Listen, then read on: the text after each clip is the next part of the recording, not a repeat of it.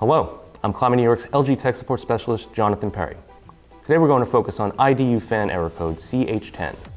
Let's begin.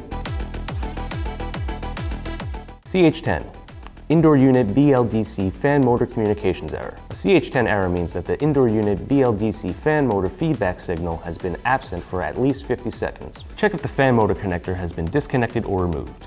Then, verify the connector is not damaged and is plugged in properly. Now check the physical condition of the fan motor. Check the resistance value between the terminals of the fan motor. Refer to the fan motor reference value chart in the LG HVAC service app. Next, let's check the appearance of the indoor unit PCB. If there appears to be damage to the main PCB, replace PCB and motor. If the PCB appearance is normal, replace the PCB only. If replacing the PCB does not fix the issue, replace the fan motor and restore the PCB. Some ducted and PAC models may also have a motor sub-PCB.